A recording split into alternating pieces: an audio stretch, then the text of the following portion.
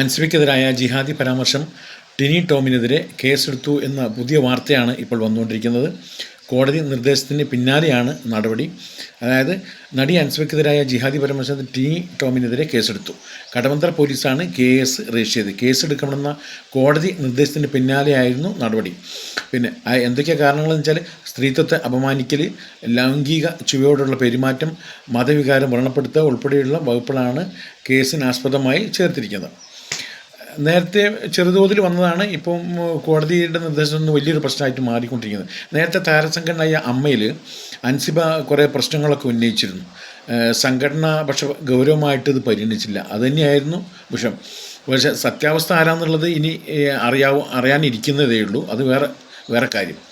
പിന്നെ തന്നെ ജിഹാദി എന്ന് വിളിച്ചുവെന്നും മതം മാറ്റാൻ ശ്രമിച്ചുവെന്നും പറഞ്ഞ് പരത്തിയെന്നും വംശീയവും വ്യക്തിപരമായ അധിക്ഷേപങ്ങൾ നടത്തിയെന്നൊക്കെ ആയിരുന്നു പരാതികൾ. അൻസിബ പരാതി നൽകി. തുടർന്ന് നിയമവഴി തേടിയ അൻസിബ കടവന്ത്ര പോലീസ് പരാതി നൽകിയെങ്കിലും പോലീസ് FIR രജിസ്റ്റർ ചെയ്യാൻ തയ്യാറായിരുന്നില്ല. ഇപ്പോഴാണ് പുതിയ കേസെടുക്കാൻ വേണ്ടി കോടതി ആജ്ഞാപിച്ചത്. ആരോപണ വിധേയനായി ടിനി ടോം ഉൾപ്പെടെയുള്ളവരെ വിളിച്ചു വരുത്തി ചോദ്യം ചെയ്തെങ്കിലും കേസെടുക്കാൻ തക്കതായ തെളിവുകളില്ലെന്ന നിലപാടിലായിരുന്നു ഇതിനു മുമ്പ് പോലീസ്. ഈ സാഹചര്യത്തിലാണ് കേസെടുക്കണമെന്ന ആവശ്യം ഉന്നയിച്ചുകൊണ്ട് മതിയായ തെളിവുകളോടെ അൻസിബ കോടതിയെ സമീപിച്ചും അനുകൂലമായ ഉത്തരവ് നേടിയതും.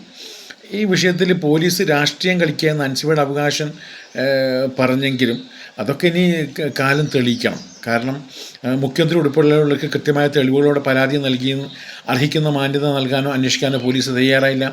ഇത്രയേറെ മാധ്യമ ശ്രദ്ധ ലഭിച്ച ഒരു കേസിൽ സമീപനം ഇതാണെങ്കിൽ സാധാരണക്കാരൻ എങ്ങനെ നീതി വയ്ക്കും? അൻസിബ 1-2 പ്രാവശ്യമായിട്ട് ഇതൊക്കെ ചോദിച്ചിരുന്നു. പിന്നെ നീതി ലഭിക്കുന്നതിന് വേണ്ടി അറ്റം വരെ പോകുമെന്നും ആവശ്യമെങ്കിൽ സുപ്രീം കോടതിയെ വരെ സമീപിക്കാൻ അൻസിബ തയ്യാറാണെന്നും അൻസിബയുടെ അഭിഭാഷകൻ പുതിയതായിട്ട് അറിയിച്ചിട്ടുണ്ട്. ഏതായാലും ഇതിൻ്റെ കൂടുതൽ വിവരങ്ങൾ ഇന്നും നാളെയോ മറ്റന്നാളൊക്കെ ആയിട്ട് നമ്മുടെ മുമ്പിലെത്തും. ഇതുവരെ ഈ ചാനൽ സബ്സ്ക്രൈബ് ചെയ്തില്ലെങ്കിൽ ചെയ്തു വയ്ക്കുക.